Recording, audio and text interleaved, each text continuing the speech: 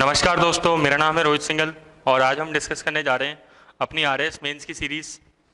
हमने काफ़ी सारे लेक्चर डिस्कस कर लिए हैं। मैंने आपको बताया था अपना टॉपिक क्या है। अपना टॉपिक है दोस्तों आरएएस मेंस का पेपर 1 का यूनिट नंबर 3। उसका अपन पार्ट सी डिस्कस कर रहे हैं, अकाउंटिंग एंड ऑडिटिंग। ठीक है, मैंने आपको बताया था कि अपन पार्ट बी पार्ट सी दोनों डिस्कस करेंगे। इसके अलावा अपन इकोनॉमिक्स भी डिस्कस करेंगे। ठीक है, अपना जो आज टॉपिक चल रहा है वो पिछली क्लास वाला ही चल रहा है, टाइप्स ऑफ बजट का part number 2। Upon types of budget part number 1 पढ़े थे, अगर आपको याद होगा। ठीक है, मैं आपको एक बार उसका रिवीजन करा देता हूँ फटाफट से, जिससे आपको जल्दी समझ में आ जाएगी बातें। क्या चल रहा था अपना कि बजट कितने प्रकार के होते हैं। तो मैंने आपको बताया था बजट होते हैं फ्लेक्सिबिलिटी के आधार पे। फ्लेक्सिबिलिटी के आधार पे कितने तरह के बजट बताए थे बताओ? 2 तरह के। कौन कौन से? एक फिक्स बजट और एक फ्लेक्सिबल बजट। फिर हमने डिस्कस किया था किसके आधार पे बजट बनाना है। हमें बजट बनाना है फंक्शंस के आधार पे। फंक्शंस के आधार पे अपन ने सबसे पहला बजट कौन सा बनाया था बताओ? Sales budget. सेल्स बजट के बाद प्रोडक्शन बजट। प्रोडक्शन बजट किससे रिलेटेड होता है? प्रोडक्शन से, उत्पादन से। ठीक है, फिर हमने बनाया था उसके बाद परचेज बजट। सेल्स और प्रोडक्शन बजट किसका होता है? फिनिश स्टॉक का। ठीक है, तो जैसे मैंने एग्जांपल दिया था कि समोसे, ठीक है, अपन समोसे और कचौरी बना रहे हैं, तो ये क्या होता है? Finish stock. लेकिन अपन परचेज क्या चीज करते हैं उसके लिए? रॉ मटेरियल, कच्चा माल। ठीक है, तो जैसे मैंने एग्जांपल दिया था मैदा और तेल, मैदा और ऑयल, ये क्या है? परचेज बजट का पार्ट होता है। फिर हमने डिस्कस किया था परचेज बजट के बाद कौन सा बजट, मतलब यहां तक अपन पढ़ चुके थे। ठीक है, ये सारे टॉपिक अपने पढ़े हुए थे। अब अपन को आज पढ़ना है कौन सा budget? Expenditure budget. Expenditure budget फिर 3 तरह के होते थे। ठीक है, इसमें आते थे फैक्ट्री ओवरहेड, ऑफिस ओवरहेड और सेलिंग एंड डिस्ट्रीब्यूशन ओवरहेड्स। आज अपन पूरा अच्छे से समझेंगे, तो बिल्कुल टेंशन मत लो, आराम से आपको समझ में आएगा हर एक चीज। एक्सपेंडिचर बजट के बाद फिर अपन देखेंगे थोड़ा बहुत कैश बजट के बारे में। कैश बजट को फाइनेंस बजट भी बोलते हैं। फिर कैश बजट, फाइनेंस बजट और research and development budget. Research and development budget, R&D, तो इसके बारे में समझेंगे क्या होता है। ऐसे ही फिर अपन देखेंगे लेबर बजट। एक बजट होता है जिसे बोलते हैं लेबर बजट। ठीक है, मैंने आपको यह भी बताया था कि आरपीएससी 2016 के अंदर, आरएस 2016 के अंदर क्या क्वेश्चन पूछा था एग्जाम में कि फिक्स बजट और फ्लेक्सिबल बजट में क्या डिफरेंस होता है। तो अपन को ये टॉपिक पूछा था, कितने मार्क्स में पूछा था? 5 मार्क्स में पूछा था। और लिखना कितने शब्दों में था इसको? अपन को 50 शब्दों में लिखना था। तो अपन ने इसको अच्छी तरीके से डिस्कस किया था। मैंने आपको बताया था फिक्स बजट के अंदर क्वांटिटी केवल क्या होती है? लेवल, एक लेवल होता है। जैसे अपन 1 लाख यूनिट बनाएंगे तो उसी के हिसाब से खर्चों को 3 पार्ट में अपन ने डिवाइड किया था, याद करो। एक तो फिक्स खर्चा था, एक वेरिएबल खर्चा था और एक सेमी वेरिएबल खर्चा था। फ्लेक्सिबल बजट, फ्लेक्सिबल बजट के अंदर क्या होता था कि अपन 1 लाख यूनिट पे भी बजट बनाएंगे, 1,20,000 यूनिट पे भी बनाएंगे, 80,000 यूनिट पे भी बजट बनाएंगे, ऐसे बहुत सारे लेवल पे बजट बनाएंगे। तो इसे क्या बोलते थे? Flexible budget. दोनों में से अच्छा बजट कौन सा होता है? फ्लेक्सिबल बजट, क्योंकि अपन को फ्यूचर का पता नहीं है ना, तो इसलिए ज्यादा बेटर बजट कौन सा होता है? Flexible budget. फिर अपन ने डिस्कस किया था सेल्स बजट। सेल्स बजट कौन बनाता है बताओ? Marketing department. हर कंपनी का क्या होता है? एक मार्केटिंग मैनेजर होता है। तो मार्केटिंग का मैनेजर या सेल्स का मैनेजर क्या बनाता है? सेल्स बजट बनाता है। क्या लिखता है वो? भाई ईस्ट में, वेस्ट में, साउथ में, नॉर्थ में कितना माल बिकेगा, कौन सा प्रोडक्ट बिकेगा, उसकी क्या रेट होगी, उसकी क्या क्वांटिटी होगी, टोटल अमाउंट कितने में बिकेगा। ठीक है। प्रोडक्शन बजट क्या होता है? जितना अपन ने माल बेचा प्लस उसमें क्या कर देते थे बताओ? क्लोजिंग स्टॉक को प्लस करना है, ओपनिंग स्टॉक को माइनस करना है। जितना अपन माल बेचेंगे, ठीक है, एक तो वो तो बनाना ही पड़ेगा अपन को, उतना माल तो बनाना ही पड़ेगा। जितना माल अपन गोडाउन में रखेंगे, क्लोजिंग स्टॉक में रखेंगे, क्लोजिंग स्टॉक मतलब जितना माल अपन को बचा के रखना है उतना भी बनाना पड़ेगा, और जो पहले से रखा हुआ है अपने पास उतना कम बनाना पड़ेगा। तो ये सिंपल सा फॉर्मूला हो गया।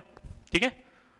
फिर परचेज बजट, जितना माल प्रोडक्शन करना है आपको, जितना माल प्रोड्यूस करना है उसी के हिसाब से आपको रॉ मटेरियल क्या करना चाहिए, खरीदना चाहिए।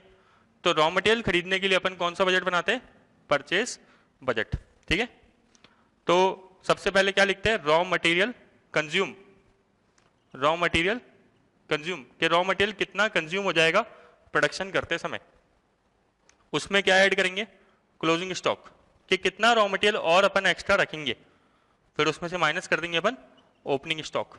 तो इन तीनों को एडजस्ट करने के बाद क्या निकलेगा, कितना मुझे रॉ मटेरियल को खरीदना चाहिए, कितना अपन को रॉ मटेरियल को खरीदना चाहिए। ठीक है, तो जितना रॉ मटेरियल अपन का कंज्यूम हो जाएगा वो, प्लस रॉ मटेरियल कुछ गोडाउन में अपने पास रखना पड़ेगा क्लोजिंग स्टॉक में, और अपने पास जो पहले से रॉ मटेरियल रखा है, तो इन तीनों को एडजस्ट करने के बाद बताओ क्या आता है, रॉ मटेरियल कंज्यूम। क्लियर क्या? अब दोस्तों अपन आज पढ़ेंगे कौन सा फ्रेश टॉपिक, जो है आज अपना नया टॉपिक है, वो है एक्सपेंडिचर बजट। ठीक है, मैं मिटा देता हूं इसको सब कुछ।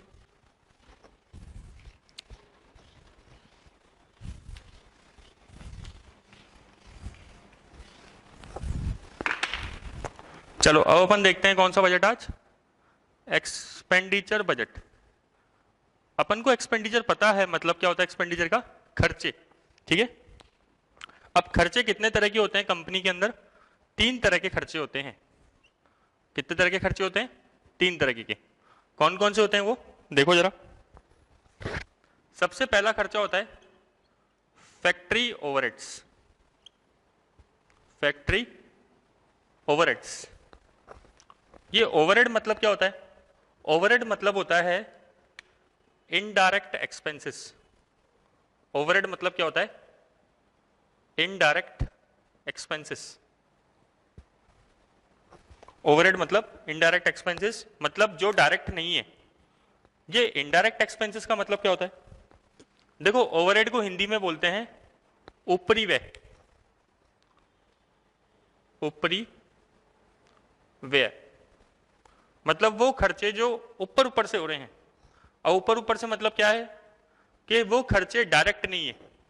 सर ये डायरेक्ट नहीं है, इसका मतलब क्या होता है, वो खर्चे जो प्रोडक्शन से डायरेक्टली रिलेटेड नहीं है, ऐसे खर्चे को अपन क्या बोल रहे हैं, ओवरहेड्स। ऐसे खर्चे जो प्रोडक्शन से डायरेक्टली लिंक नहीं है, उनको अपन क्या बोलते हैं, फैक्ट्री या ओवरहेड्स बोलते हैं उसको बस केवल, है ना। अच्छा, फैक्ट्री ओवरहेड क्या होते हैं, जो फैक्ट्री में लगने वाले इनडायरेक्ट खर्चे होते हैं। एग्जाम्पल दो सर आप, देखो एग्जाम्पल लो आप। एग्जाम्पल जैसे फैक्ट्री का रेंट, फैक्ट्री का इंश्योरेंस का खर्चा, फैक्ट्री में क्लीनिंग का खर्चा। अब सोचो आप, फैक्ट्री का रेंट क्या प्रोडक्शन पे डिपेंड करता है कि फैक्ट्री में कितना माल बन रहा है, नहीं। फैक्ट्री में कितना भी माल बने उससे कोई फर्क नहीं पड़ेगा, रेंट क्या है, एक फिक्स खर्चा है। ठीक है, क्या रेंट प्रोडक्शन पे डिपेंड करता है क्या, नहीं करता। तो ये कौन सा खर्चा है, ये है ओवरहेड्स, फैक्ट्री का overhead. Overheads, factory overhead, insurance. आपने इंश्योरेंस कराया किसका, फैक्ट्री का। ये किससे लिंक है, क्या प्रोडक्शन से लिंक है क्या, नहीं। ठीक है, आपने बिल्डिंग का इंश्योरेंस करा लिया, तो उसका प्रोडक्शन से क्या लेना देना है, उत्पादन से क्या लेना देना है। हमने तो बिल्डिंग अगर जलेगी, तो अगर उसमें आग लगती है तो इंश्योरेंस कंपनी हमें पैसा देगी। हमने इस चीज के लिए इंश्योरेंस कराया है, क्या उसका प्रोडक्शन से लिंक है, नहीं है। तो ये कौन सा खर्चा है, ऐसे खर्चे को बोलते हैं अपन ओवरहेड। और अगर वो फैक्ट्री में खर्च हो रहे हैं ओवरहेड, तो उसे क्या बोलते हैं, फैक्ट्री ओवरहेड। ठीक है, ऐसे ही क्लीनिंग एक्सपेंसेस, फैक्ट्री के अंदर आपने कुछ सफाई कर्मचारी रखे हुए हैं, ठीक है, जिनका काम क्या है, कंपनी के अंदर साफ सफाई करना। क्या उनका काम प्रोडक्शन से रिलेटेड है क्या, उत्पादन से रिलेटेड है क्या, जो फैक्ट्री में माल बन रहा है उससे कुछ रिलेटेड है क्या, नहीं। इन तीनों का रिलेशन फैक्ट्री में जो गुड्स बन रहा है उससे बिल्कुल भी नहीं है। इसलिए एक खर्चे कौन से हैं, इनडायरेक्ट खर्चे। और अपन इनडायरेक्ट खर्चे को क्या बोलते हैं, ओवरहेड्स। ठीक है, तो कौन से ओवरहेड की बात कर रहे हैं, सबसे पहले अपन फैक्ट्री ओवरहेड्स। सर क्या दूसरे टाइप के भी ओवरहेड होते हैं क्या, हाँ, एक और ओवरहेड होता है जिसे बोलते हैं एडमिनिस्ट्रेटिव ओवरहेड्स। एडमिनिस्ट्रेटिव, आपने वर्ड सुना होगा दोस्तों, एडमिनिस्ट्रेशन। एडमिनिस्ट्रेशन किसके लिए वर्ड यूज करते हैं, ऑफिस के लिए। ठीक है, तो इसलिए इसे क्या बोलते हैं, दूसरा नाम क्या है इसका, ऑफिस ओवरहेड्स। सर ओवरहेड्स मतलब तो आपने बता दिया, ओवरहेड्स मतलब क्या होता है? Indirect expenditure. तो ऐसे एक्सपेंडिचर जो फैक्ट्री में खर्च हो रहे हैं, ठीक है, तो वो तो हो गए फैक्ट्री ओवरहेड। लेकिन ऐसे एक्सपेंडिचर जो ऑफिस में खर्च हो रहे हैं वो कौन से ओवरहेड हो गए? Office overhead. सर ऑफिस में इनडायरेक्ट खर्चे कौन से होते हैं? जो जिनका प्रोडक्शन से कोई लिंक नहीं होता। आप कोई सा भी एग्जांपल ले सकते हो, जैसे फैक्ट्री में लगने वाली स्टेशनरी, सॉरी ऑफिस में लगने वाली स्टेशनरी। ऑफिस में लगने वाली स्टेशनरी का कोई डायरेक्टली लिंक नहीं है किससे? प्रोडक्शन से। तो बताओ ये कौन से ओवरहेड हो गए? ऑफिस ओवरहेड, ठीक है। और कोई एग्जांपल? ऑफिस का रेंट। ऑफिस का रेंट, यहां पे दोस्तों किसका रेंट लिखा था? फैक्ट्री का रेंट लिखा था। यहां पे किसका रेंट आएगा? ऑफिस का रेंट। और कोई एग्जांपल? और ऑफिस का क्लीनिंग एक्सपेंडिचर, ऑफिस के अंदर सफाई कर्मचारी, ऑफिस का वॉचमैन, ठीक है। ये सारे खर्चे कौन होते हैं? कौन से होंगे? ये सारे खर्चे होंगे एडमिनिस्ट्रेटिव ओवरहेड्स, ऑफिस ओवरहेड, जिनका प्रोडक्शन से लिंक नहीं है। तीसरा तरह का ओवरहेड कौन सा होता है? तीसरा तरह का ओवरहेड होगा selling and distribution overhead. Selling and distribution overhead. Sir ये सेलिंग एंड डिस्ट्रीब्यूशन ओवरहेड क्या होते हैं?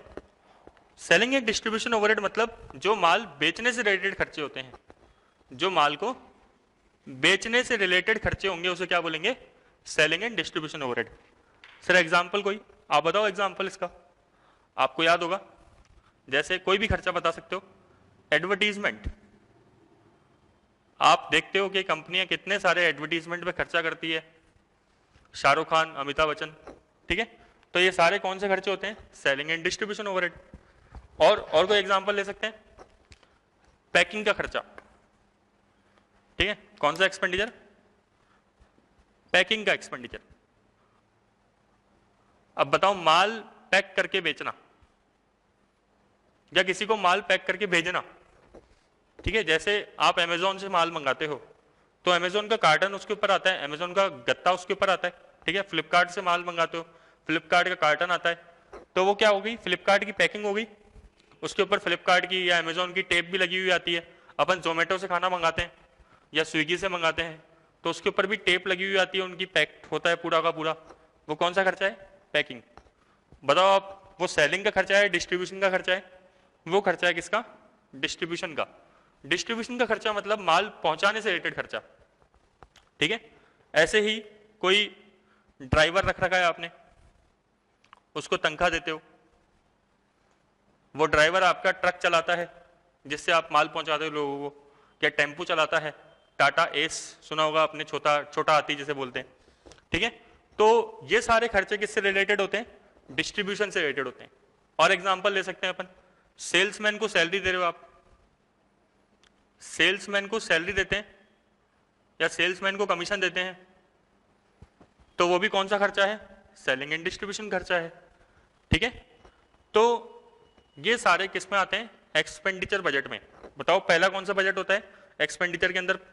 सबसे पहला होता है factory overhead budget. Factory overhead budget में क्या लिखती है कंपनी कि मेरे फैक्ट्री के ओवरहेड इस साल कितने होने वाले हैं, कंपनी ये बताती है।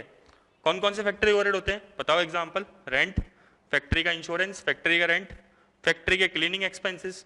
ऐसे में आपको 100 एग्जांपल दे सकता हूं, लेकिन आपके काम के नहीं है, ठीक है। आप केवल 2-3 एग्जांपल याद रखो, बहुत है, क्योंकि अपन अकाउंट्स के अंदर बहुत ज्यादा डीप में नहीं जाना है। अगर आप बहुत ज्यादा डीप में चले गए तो फिर आपके किसी काम का नहीं ना, फायदा नहीं है, ठीक है। मेरा तो ये सब्जेक्ट है, मेरे को तो 10 साल हो गए इसको पढ़ते पढ़ाते, तो लेकिन आपके कोई मतलब का नहीं है इतना ज्यादा डीप में पढ़ने का। क्लियर? अच्छा, आप एक चीज देखो, मैं आपको एक चीज बताता हूं, बिल्कुल ध्यान से समझना। अपन को एक होता है, आप टॉपिक देखो अपने आरएस मेंस के, तो एक टॉपिक है जर्नलिस्ट वर्सेस स्पेशलिस्ट।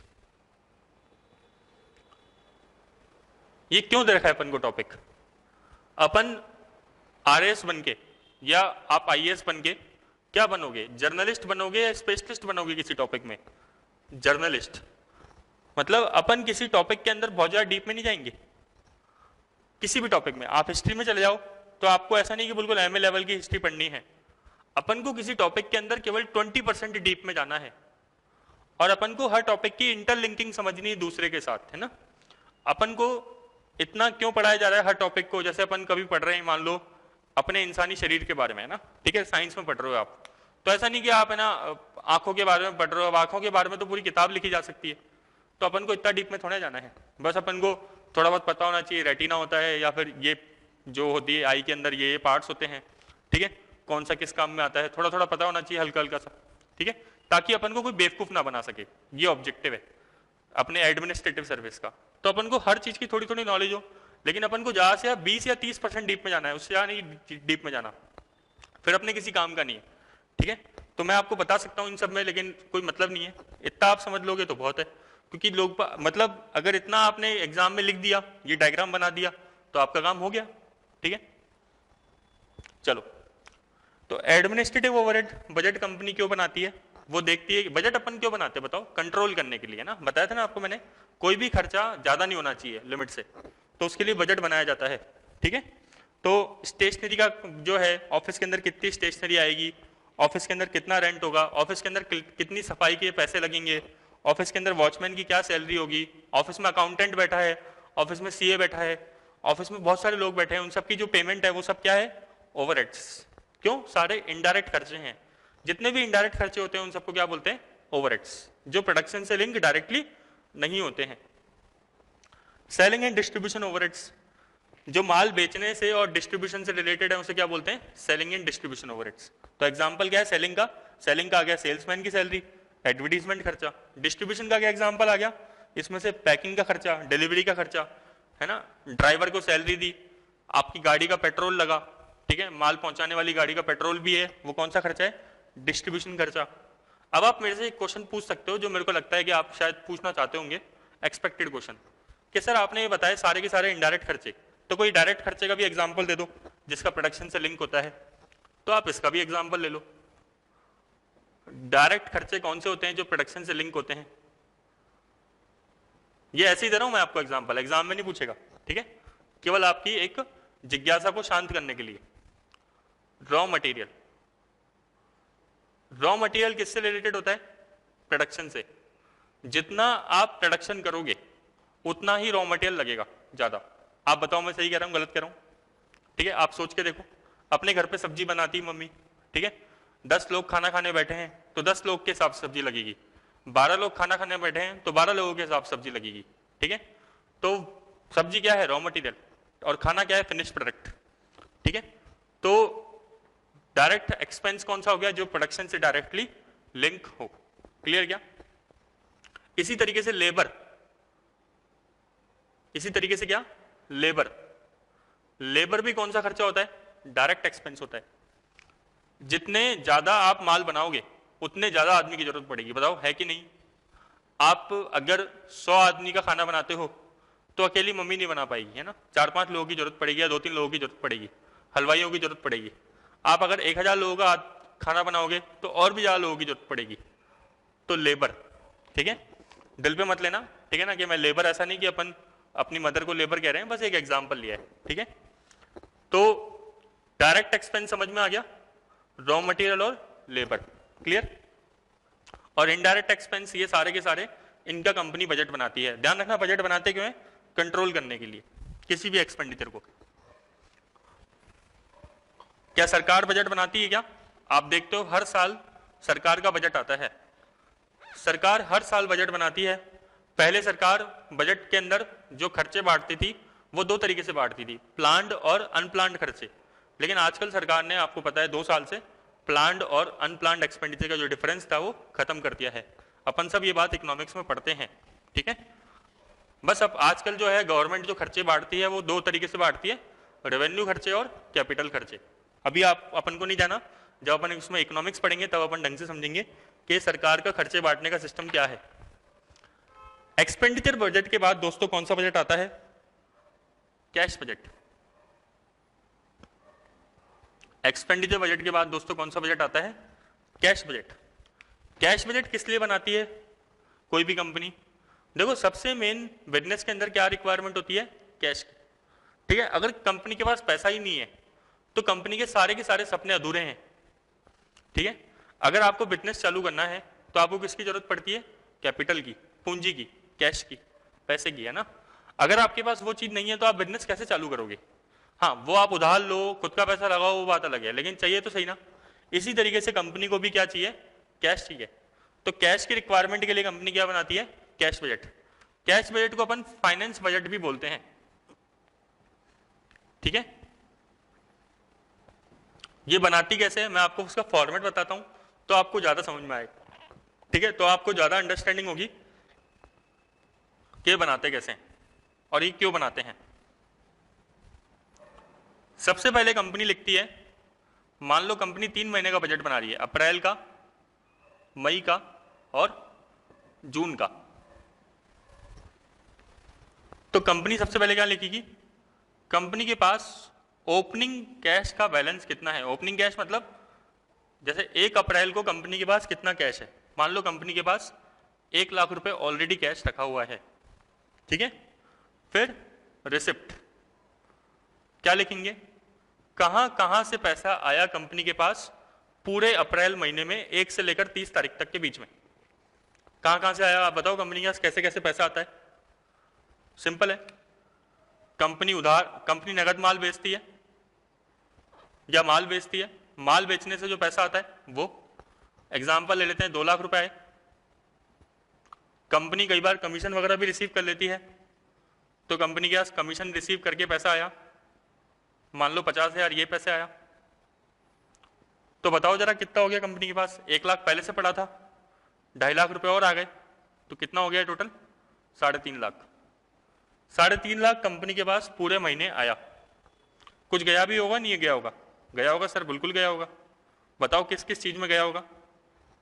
पूरे महीने के अंदर कंपनी ने माल जैसे बेचा है वैसे खरीदा भी होगा, परचेज भी करी होगी।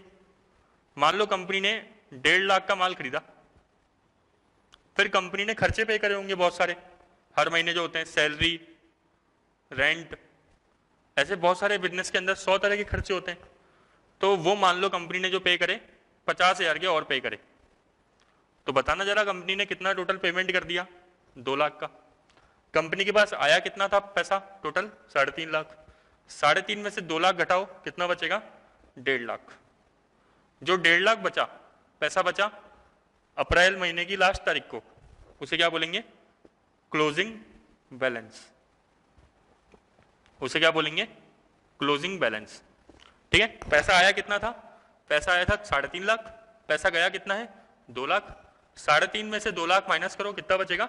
1.5 लाख। ये 1.5 लाख क्या है? जो हमारे पास पैसा बचा। अब ये पैसा जो लास्ट में बचा है, ये अगले महीने का क्या हो जाएगा? ये 30 अप्रैल का पैसा बचा है। 30 अप्रैल को रात को हमारे पास 1.5 लाख बचे, कैलकुलेशन जब करी तो 30 अप्रैल मतलब 1 मई, एक ही बात है, ठीक है। तो 1 मई को शुरुआत में कितना पैसा बचा होगा हमारे पास? 1.5 लाख। तो ओपनिंग कैश 1 मई का कितना हो गया? 1.5 लाख। जो अप्रैल का क्लोजिंग है वही मई का क्या बन जाता है? ओपनिंग बन जाता है, सिंपल बात है, ठीक है। फिर पैसा जो भी आया, मान लो 5 लाख आया माल बेचने पे, ठीक है, ये माल बेचने पे पैसा 5 लाख आया, कमीशन जो आया वो 50,000 आ गया, और तो बताओ कितना हो गया? ये 7 लाख हो गया। उसमें से क्या माइनस कर दो, कितना पैसा गया? मान लो कंपनी के पास 6 लाख रुपए चले गए, टोटल पेमेंट मिला के 6 लाख चले गए, तो बताओ बचा कितना? 1 लाख। जो 1 लाख बचेगा उसे क्या बोलेंगे? Closing balance. किस दिन का क्लोजिंग बैलेंस? मई का। मतलब 31 मई को हमारे पास कितने रुपए बचे? 1 लाख रुपए बचे, सही है। अब ये 1 लाख 31 मई को जो बचे हैं, ये 1 जून का क्या हो जाएगा? ओपनिंग बैलेंस हो जाएगा। फिर इसी प्रकार से हम देखेंगे कि जून महीने में, पूरे जून महीने में कितना पैसा आया। मान लो पूरे जून महीने में 10 लाख रुपए आए कंपनी के पास सब मिला के, तो अब टोटल पहले 1 लाख तो पहले ही पड़ा था, 10 और आ गए, तो टोटल कितना हो गया? 11 लाख। 11 में से मान लो कंपनी ने पेमेंट कर दिया 7 लाख का, तो बताओ कंपनी के पास बचा कितना है? 4 लाख। तो ये 4 लाख जो है वो क्या होगा? 30 जून का क्लोजिंग बैलेंस हो गया, या जून महीने का क्लोजिंग बैलेंस कितना हो गया? 4 लाख। ये बताओ कौन सा बजट हो गया? Cash budget. कैश बजट में क्या निकाला अपन ने कि कंपनी के पास कितना पैसा आएगा, कंपनी के पास कितना पैसा जाएगा। मतलब कंपनी एक तरीके से फ्यूचर देख के बता रही है। आज खड़े होकर कंपनी सोच रही है अरे यार अप्रैल में कितना आएगा, मई में कितना आएगा, जून में कितना आएगा। ऐसा क्यों सोच रही है? क्योंकि कंपनी को काम करना है, बिजनेस करना है। ठीक है, अगर अपन को बिजनेस के अंदर ऐसी चीजें नहीं पता होगी तो बिजनेस कैसे चलेगा? आपको पता है कंपनियां बहुत बड़ी बड़ी होती है। ठीक है, कंपनियां जैसे वॉलमार्ट है या फिर आप देखो अमेजोन, अलीबाबा, ये ऐसे ही इतने बड़े थोड़े बन गए हैं। ये इस तरीके से काम करते हैं, बिजनेस करते हैं अपना, तब जाके इनका काम इतना स्ट्रांग बनता है। क्लियर क्या? ये हर चीज में कंट्रोल रखते हैं, हर चीज के अंदर। इनके एम्प्लॉयज देखो कहाँ बैठते हैं और ये खुद मालिक कहाँ बैठते हैं, उनके ओनर। आपको पता है अलीबाबा का जो ओनर है वो जैक मा, तो जैक मा कहाँ बैठा है, लेकिन काम कहाँ कहाँ हो रहा है। क्लियर? तो ये कैसे हो रहा है? बिना कंट्रोल के हो ही नहीं सकता। तो ये कंट्रोल इस तरीके से बिछाते हैं। क्लियर? ये कंपनी एस्टिमेट लगा रही है कि शायद अप्रैल महीने में इतना पैसा आ जाएगा, शायद अप्रैल महीने में इतना पैसा चला जाएगा। आप बोलोगे सर अगर इसमें गड़बड़ हो गई तो? कोई दिक्कत नहीं है। कैसे पता लगेगा गड़बड़ हुई? जब अप्रैल महीना एक्चुअल में आएगा तब पता लगेगा ना कितना पैसा आया, कितना पैसा गया। तो एग्जैक्टली कभी ये नहीं होता कि जितना पैसा सोचा है उतना पैसा आएगा, थोड़ा ऊपर नीचे हो जाता है। लेकिन अगर ज्यादा ऊपर नीचे होगा तो कंपनी उसके कारणों को पता लगाएगी। हो सकता है कि कंपनी ने ये बजट बनाने में गलती करी हो सकता है कंपनी ने ये बजट बनाने में गलती करी हो, और हो सकता है उस महीने के अंदर कुछ अनयूजुअल हो चुका हो या ऐसा हो चुका हो, जो ऐसा काम हो गया हो जो नॉर्मली नहीं होता। ठीक है, कंपनी के ऊपर किसी ने कोर्ट केस कर दिया एग्जांपल, इसलिए अप्रैल महीने के अंदर कंपनी को एकदम से पैसा देना पड़ गया। कंपनी जीता हुआ केस हार गई तो इसलिए पैसा ज्यादा चला गया। तो कंपनी ने सोचा था 1.5 लाख बचेंगे, बचे कितने? 10,000। कोई कंपनी को 1,40,000 रुपए कोर्ट केस में देने पड़ गए। तो अगर ये चीजें मतलब इस हिसाब से नहीं चलती है, 1.5 लाख नहीं बचेंगे, तो कंपनी उस कारणों का पता लगाएगी। हो सकता है बजट बनाने में गलती हुई हो सकता है बजट बिल्कुल सही बनाया हो लेकिन कुछ और मिस्टेक हो गई हो। क्लियर क्या? ये कौन सा बजट बनाया दोस्तों अपन ने? Cash budget. कैश बजट के बाद एक और बजट बनता है। अपन ने कौन कौन से बजट देखे आज? Expenditure budget. एक्सपेंडिचर बजट कितने टाइप के थे बताओ? फैक्ट्री, ऑफिस और सेलिंग एंड डिस्ट्रीब्यूशन। ठीक है, अपन ने फिर देखा उसके बाद कैश बजट। अब कैश बजट के बाद अपन देखेंगे आज कौन सा बजट, एक और देख लेते हैं लेबर बजट।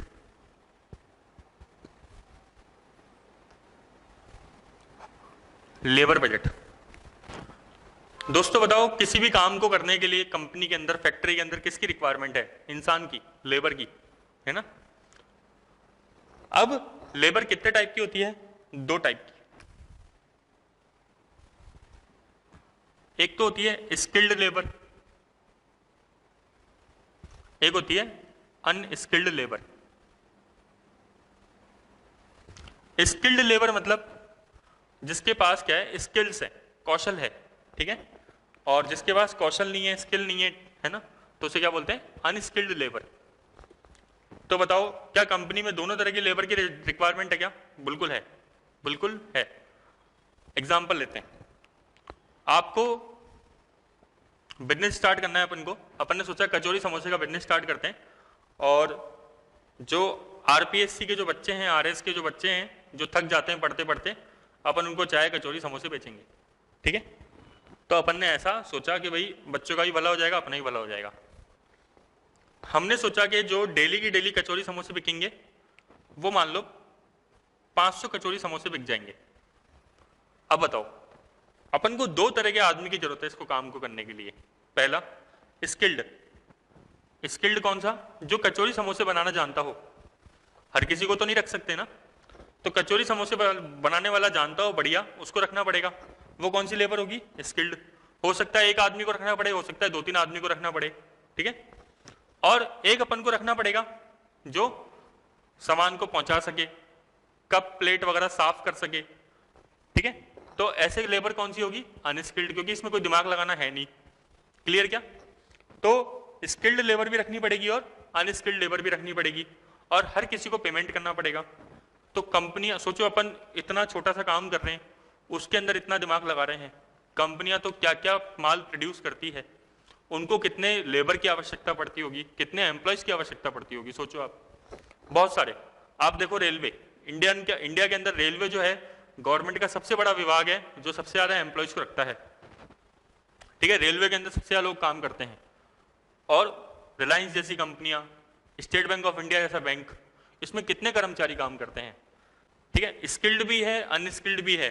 इवन एक और कैटेगरी होती है सेमी स्किल्ड, जो एक मीडियम लेवल की कैटेगरी है, जो इसकी थोड़ी बहुत स्किल्ड है, थोड़ी बहुत स्किल्ड नहीं है। हाँ, वैसे गवर्नमेंट की अगर अपन इसको लिंक करें थोड़ा गवर्नमेंट प्रोग्राम से, तो आपको पता है आजकल गवर्नमेंट की योजना चल रही है प्रधानमंत्री कौशल विकास योजना, ठीक है, तो उसके हिसाब से भी ये आप लिंक कर सकते हो इन चीज़ों को। क्लियर? एग्जाम में अगर लिंक करके लिख के आओगे आपस में सारे सब्जेक्टों को, तो अच्छे मार्क्स मिलते हैं। तो लेबर बजट क्या है? अपन ने बोला कि 4 लोगों की रिक्वायरमेंट है जो कचौरी समोसे बनाना जानते हो। 500 कचौरी 4 जने बना लेंगे मिलके टोटल, ठीक है, और चाय वाय सब बना लेंगे वो।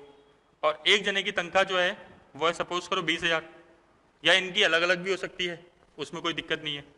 तो बताओ बजट क्या बन गया? बजट ये बन गया लेबर बजट कि अपन को 4 जनों को रखना है, एक जने की तनख्वाह 20,000 है, तो 4 जनों को टोटल कितने पैसे देंगे? 80,000। अनस्किल्ड लेबर एक जने को देंगे 8,000, 2 जनों की आवश्यकता है, टोटल पेमेंट करेंगे कितना? 16,000 रुपए। तो बताओ ये कौन सा बजट बन गया आपका? लेबर बजट बन गया। सिंपल है या नहीं है? सिंपल। तो ऐसा लेबर बजट बनता है। अगर आप ऐसे बना के आ जाते हो डायग्राम, तो ये सेल्फ एक्सप्लेनेटरी है, बस थोड़ा बहुत आपको लिखना पड़ेगा कि हर कंपनी के अंदर प्रोडक्शन करने के लिए किसकी रिक्वायरमेंट होती है? लेबर की रिक्वायरमेंट होती है। लेबर मतलब एम्प्लॉयज होते हैं, और लेबर 2 टाइप की होती है, स्किल्ड अनस्किल्ड। लेबर बजट बनाते कैसे हैं कि कितने लोगों की रिक्वायरमेंट है ना, और उनको कितने रुपए पर महीने पैसा देंगे। हो सकता है कि लेबर को अपन महीने के हिसाब से पैसा ना देता हूँ, डे के हिसाब से पैसा देते हूँ, ठीक है, ये भी तो हो सकता है। और हो सकता है घंटे के हिसाब से पैसा देते हो, आवर्स के हिसाब से। तो जितना भी होगा वो अपन लिख लेंगे। क्लियर? लेबर बजट के बाद एक और बजट बनता है दोस्तों, कौन सा? Research and development. Research and development, जरा बताओ तो कोई कंपनी आज रिसर्च एंड डेवलपमेंट के बिना जी सकती है क्या? नहीं। रिसर्च एंड डेवलपमेंट क्या है? हर बिजनेस की एक रीढ़ की हड्डी की तरह है। अगर कोई businessman research and development continuously कर रहा है तो वो ग्रो करेगा, बट अगर उसने रिसर्च करना बंद कर दिया तो फिर दिक्कत है। एग्जाम्पल लो आप किसका? नोकिया का। नोकिया ने, एंड्रॉइड कंपनी ने नोकिया को बेचा, मतलब बेचना चाहती थी एंड्रॉइड पहले, है ना, ठीक है, गूगल थी, गूगल आपको पता है एंड्रॉइड लेके आई थी, लेकिन नोकिया ने उसको एक्सेप्ट नहीं किया, वो समय को हिसाब से समझ नहीं पाया, और वो चीज़ किससे लॉन्च कर दी? सैमसंग ने। इसलिए नोकिया मार्केट से धीरे धीरे आउट हो गया और सैमसंग ने उसकी जगह बना दी, और नोकिया फिर बिक गया किसके हाथों पे? माइक्रोसॉफ्ट के हाथों पे। दूसरा एग्जांपल ले सकते हो, आपको पता होगा कोडेक कैमरा आता था पहले, आपने नाम सुना होगा कोडेक। इवन HMT की घड़ियां, इन लोगों ने अपने आप को समय के साथ बदला नहीं, ठीक है, रिसर्च एंड डेवलपमेंट नहीं करी। आज इनके बिजनेस क्या हो गए हैं? पूरे खत्म हो चुके हैं। अब हो सकता है नई जनरेशन तो इनको जानेगी भी नहीं, अपन एक लास्ट जनरेशन है शायद जो इनको जानते हैं, ठीक है। ऐसे बहुत सारे बिजनेस जो हैं वो बड़े बड़े बिजनेस बंद हो जाते हैं बिना रिसर्च एंड डेवलपमेंट के। तो कंपनियों को रिसर्च एंड डेवलपमेंट रेगुलर रूप से करनी पड़ती है, और हर कंपनी उसका क्या बनाती है? बजट बनाती है, ठीक है। आपको पता होगा दोस्तों कि इंडिया भी क्या है, रिसर्च एंड डेवलपमेंट में कम पैसा खर्च करती है। इवन अपना 1% जो GDP है उतना भी पैसा अपन रिसर्च एंड डेवलपमेंट पे खर्च नहीं करते हैं, और कई डेवलपिंग कंट्री जो है अपने ही जैसे वो ज़्यादा रिसर्च एंड डेवलपमेंट पे पैसा खर्च करते हैं, ठीक है। तो ये एक गलत चीज़ है जो अपने हिसाब से क्या है रिसर्च एंड डेवलपमेंट में प्रमोट होनी चाहिए, भाई होनी चाहिए रिसर्च एंड डेवलपमेंट, लेकिन अभी इतनी ज़्यादा नहीं हो रही है, ठीक है। तो रिसर्च एंड डेवलपमेंट के लिए कंपनियां क्या प्रोविजन बनाती है? जैसे कंपनी रिसर्च एंड डेवलपमेंट करने वाले जो लोग हैं उनको कितना सैलरी देगी, ठीक है। कंपनी उसके लिए कोई जगह किराए पे लेगी क्या अलग से? उस जगह का रेंट पे करेगी क्या रिसर्च एंड डेवलपमेंट के लिए? सपोज करो, ठीक है। कंपनी इसमें कितने लोगों को सैलरी देगी, तो वो इस पॉइंट में आ जाएगा। ऐसे कंपनी बहुत सारे खर्चे सोच सकती है। रिसर्च करने के लिए मटेरियल भी जरूरत पड़ेगी नहीं पड़ेगी? कुछ ना कुछ सामग्री चाहिए रिसर्च करने के लिए। तो ये सब कंपनी का क्या होता है? बजट होता है। आपको पता होगा कि इंडिया क्या करता है, इंडिया के अंदर मेडिसिन जो होती है, इंडिया एक कहते हैं फार्मास्यूटिकल मतलब मेडिसिन का हब है, लेकिन अपने यहाँ पे रिसर्च नहीं होती ज़्यादातर। अपन ज़्यादातर जो बनाते हैं जेनरिक मेडिसिन बनाते हैं, ठीक है। और ज़्यादातर जो रिसर्च होती है मेडिकल फील्ड में वो किस कंट्री में होती है आपको पता है सबको? डेवलप्ड कंट्री में लाइक यूएस, ठीक है। तो research and development medical companies भी खूब करती है, नए नए वायरस आते रहते हैं, इबोला वायरस, जीका वायरस, पता नहीं कौन कौन से वायरस, तो सबके लिए रिसर्च एंड डेवलपमेंट जरूरी होती है, क्लियर। तो हर कंपनी R&D पे खर्चा अच्छी तरीके से करके चलती है। तो दोस्तों मैंने आपको ये सारे बजट बताए, ठीक है। पहले अपन ने पढ़ा बेसिस फ्लेक्सिबिलिटी के आधार पे कौन सा, फिक्स और फ्लेक्सिबल बजट। फिर अपन ने देखा फंक्शंस के आधार पे कौन सा, सबसे पहले आपको बनाना है सेल्स बजट, सेल्स बजट के बाद प्रोडक्शन बजट, प्रोडक्शन बजट के बाद परचेज बजट, प्रोडक्शन फिर परचेज बजट के बाद फिर अपन ने बनाए एक्सपेंडिचर बजट। कितने तरह के एक्सपेंडिचर थे दोस्तों, 3 तरह के। जैसे सबसे पहला फैक्ट्री का ओवरहेड, फैक्ट्री में लगने वाला इनडायरेक्ट खर्चा। फिर ऑफिस का ओवरहेड मतलब ऑफिस में लगने वाला इनडायरेक्ट खर्चा। फिर सेलिंग एंड डिस्ट्रीब्यूशन ओवरहेड मतलब माल बेचने से रिलेटेड जो खर्चे हो गए।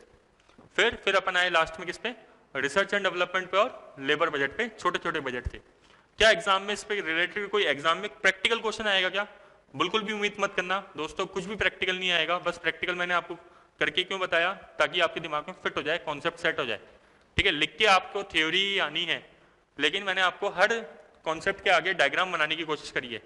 तो मैं आपसे रिक्वेस्ट करूंगा कि आप ये डायग्राम सारे के सारे बना लो हाथों हाथी, और एग्जाम में इन डायग्राम को बना के आना। जितने अपन डायग्राम बना के आते हैं उतना ही अपना कॉपी के ऊपर इम्पैक्ट अच्छा रहता है, अपनी कॉपी दूसरों से अलग दिखती है, ठीक है। तो अगली क्लास में अपन पढ़ेंगे एक टॉपिक नया है जो अपना बजटरी कंट्रोल। तब तक के लिए थैंक यू। मेरा लेक्चर कैसा लगा आपको प्लीज बताना मुझे, अगर कोई सुझाव हो तो दे सकते हो। धन्यवाद।